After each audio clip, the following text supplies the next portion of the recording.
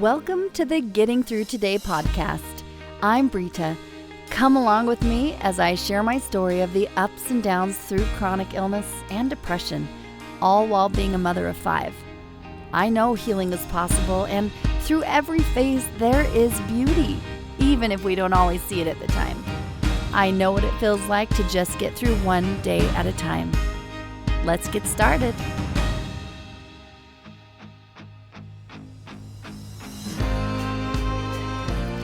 I'm pretty tired today. My husband and I have been working on some home improvement projects, and it's wearing me out, but it's really fun too.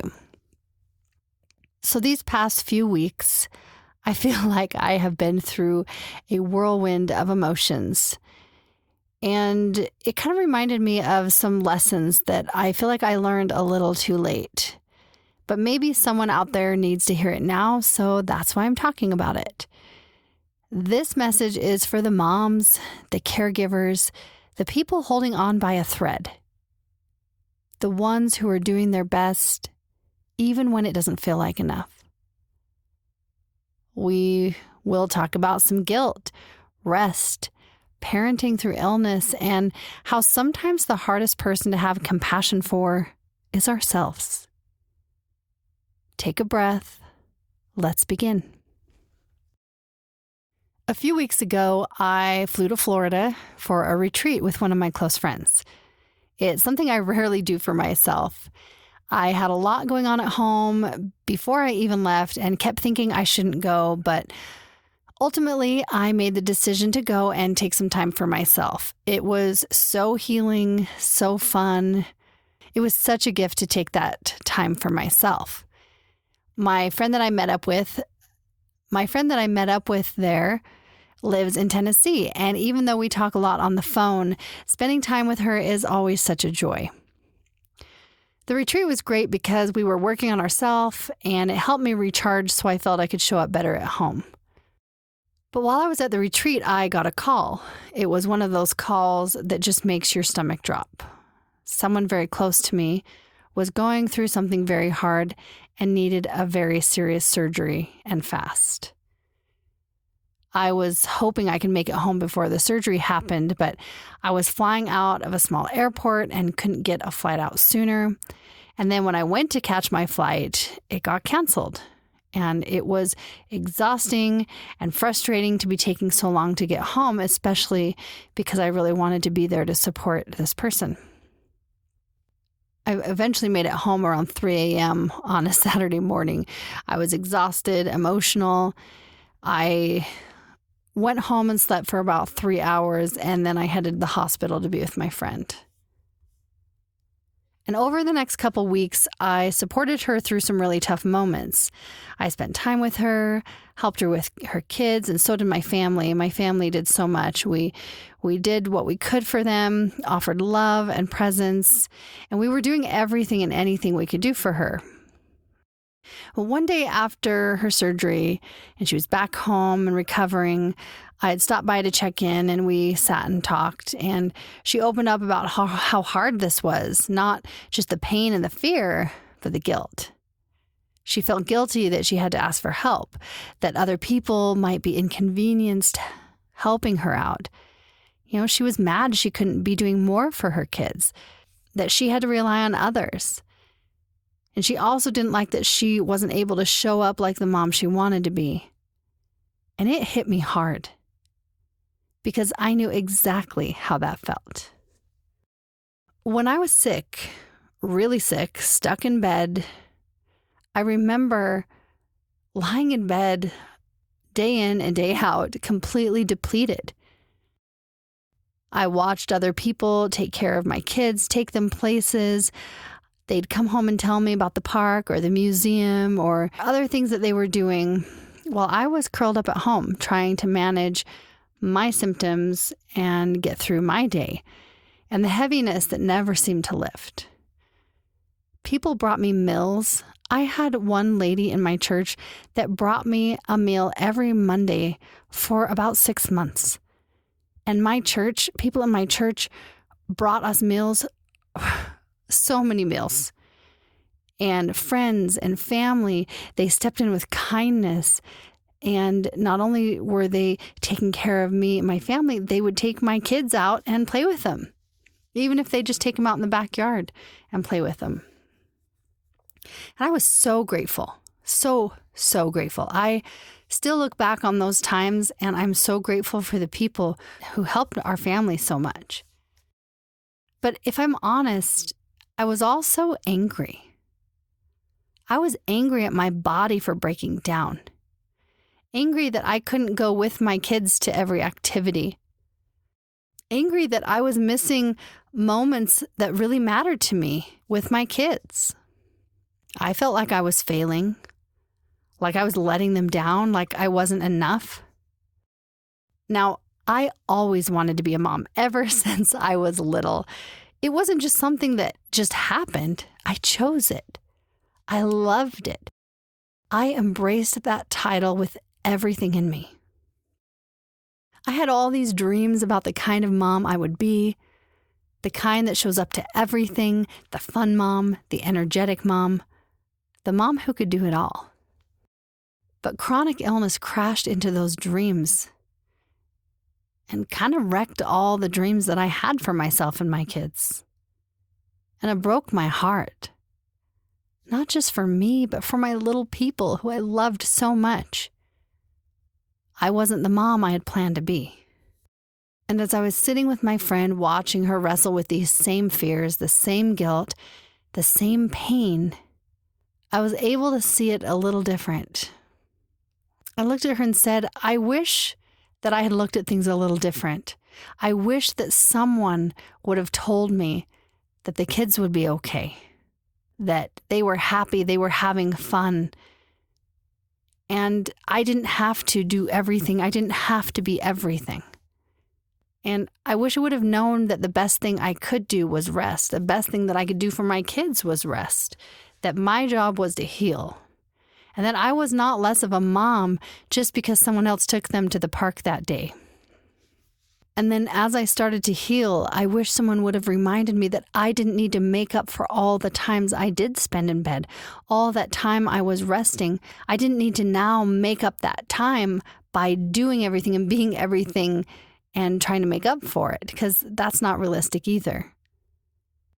And I realized that the hardest part of my illness was the guilt and the shame of not being able to do what I wanted to do, really those expectations I made for myself. But as I sat there with my friend, feeling so much love and compassion for her, I realized that's exactly how I wished I had shown up for myself, with more grace, more gentleness, more love. Because looking back now, I can see it differently. Because the way I'm showing up for my friend, that's the way people showed up for me. And I don't feel bad about showing up for her. And those other people didn't for me. And the truth is, my kids were loved and they were cared for and they were okay. And they're still okay. Yes, we have ups and downs. Yes, there's been tears and hard conversations and really tough moments.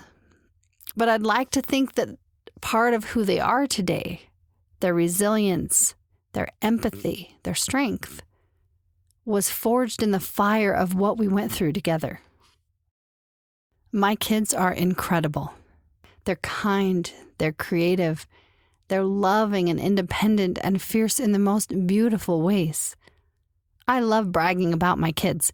I could talk about my kids all day long. And not just because I'm their mom, but because I genuinely admire each of them. They are incredible. That doesn't mean that our life is perfect. We have been through and are still going through some really tough times.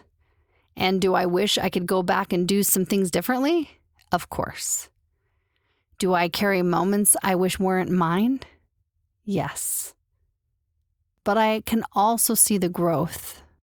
And I hope that more than anything, that my kids learn to be gentle with themselves, even if I didn't always model that perfectly. So if you're in that place now, maybe sick or exhausted, overwhelmed, stressed, please hear this. Your worth is not measured by your productivity. You are not failing just because you need help. You are still a good parent. You are still doing your best. And your kids, they don't need perfection. They don't need everything on the calendar filled with you. They just need you. Rested, healing, present when you can be. They need your love, not your constant hustle. And maybe, just maybe, they'll grow stronger not in spite of this hard chapter, but because of it. And here's the part I really want to talk about today. Why are we so hard on ourselves? That day that I was talking to my friend, I was overflowing with compassion. I sat beside her and told her the things she needed to hear, things I truly meant.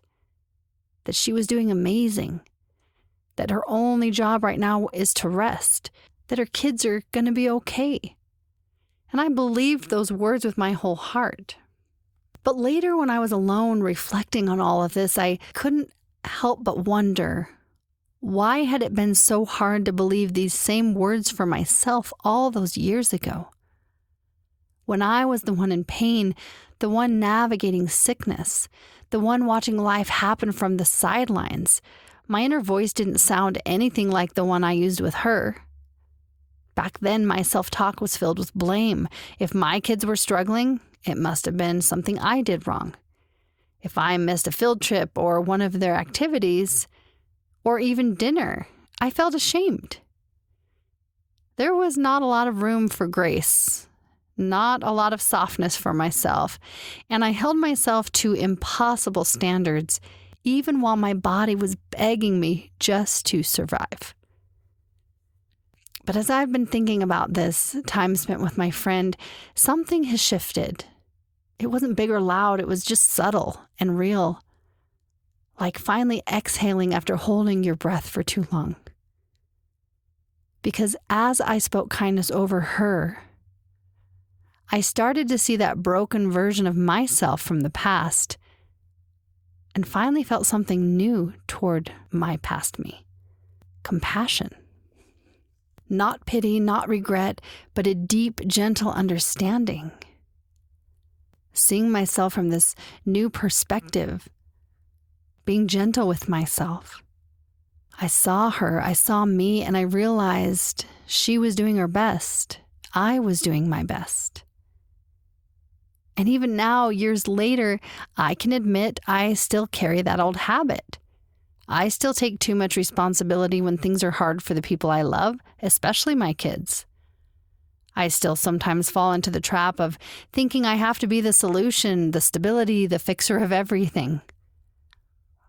But I'm slowly learning that it's not actually my role. My kids, they are their own souls walking their own path. Yes, I can love them. Yes, I can guide them. I can even offer them every tool I've learned along the way. But they get to choose. I can't shield them from every struggle. I cannot control the pace of their healing or the way they process life. And I'm realizing that maybe I'm not supposed to. That maybe my role is to be a safe space, a loving presence, a steady, soft place to land, not a perfect one. And as I extend that grace to them, that I can learn to extend that grace to myself. Because here's the truth. We don't just deserve compassion when we've made it. We deserve it while we're still learning, while we're still healing, while we're still unraveling all the unrealistic expectations we've placed on ourselves for far too long. I want to be better at this. I want to stop treating myself like a project and start treating myself like a person, like someone who is worthy of love right now. Not when I'm more organized, more healed, or more whatever it is. And the beautiful thing is I can see the progress I'm making. I am growing. I'm so much more self-aware, more emotionally present. I catch the self-judgment faster. I breathe through it. I reframe it. The stories I'm telling myself, I'm trying to make them more positive and be better. And I may not be there yet, wherever there is, but I'm here. And I'm further than I was. And I think that counts for something. So maybe that's the real invitation for all of us. Not to figure it all out, not to get it perfectly right, but to just keep showing up gently, honestly, for our kids, our loved ones, and especially for ourselves. To keep moving forward one small step at a time. To cheer ourselves on with the same love we offer others. Because we all know healing is not linear. And growth doesn't have to be loud. Sometimes it's just deciding to be kinder to ourselves. Before we close today's episode, I want to invite you into a compassionate release breath. A quiet moment to come back to yourself. We've talked about so much today: guilt, healing, parenting, pressure, growth, and maybe you're feeling it in your body, maybe a little tightness or a little heaviness. So wherever you are, if it's safe to do so, just take a moment to pause. You can place one hand on your heart and one hand on your belly if that feels good. We're just going to breathe together. Inhale gently through your nose. And as you inhale, feel your belly rise almost like a soft balloon. Don't force it, just allow it. And then exhale through your nose. Let your belly naturally fall, releasing any tension. And let's do it again. Inhale through your nose, expanding, softening. Exhale fully, letting go of anything you don't need right now. And one more time, inhale through your nose, compassion. And as you exhale through your nose, allow the guilt, the pressure, the blame to release with that exhale. And in a moment, we're going to take a top hold. You're going to breathe in with your nose. Take a deep breath in, hold it.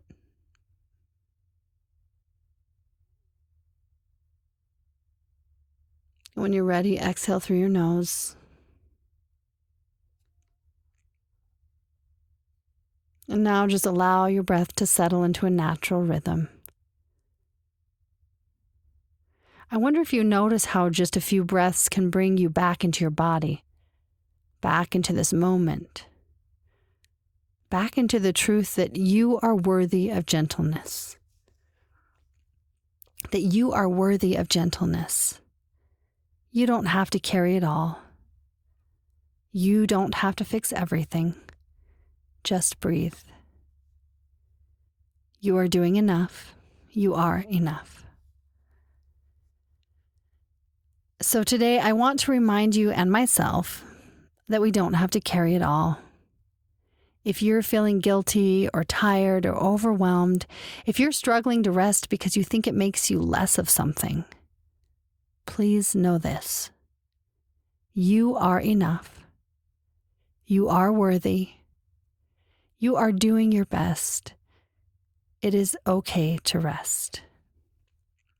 Your healing matters. Your softness matters. And the way you love, even when you feel like you're falling apart, that matters too. Let's make a goal to be more gentle with ourselves. Let's stop blaming ourselves for what's never been ours to carry. And let's offer ourselves the same love we'd give a friend sitting across from us, because we deserve it too. Thanks for letting me share my heart today, and take care of yours. Until next time, beautiful warriors, keep getting through today, and I'll meet you right here next time.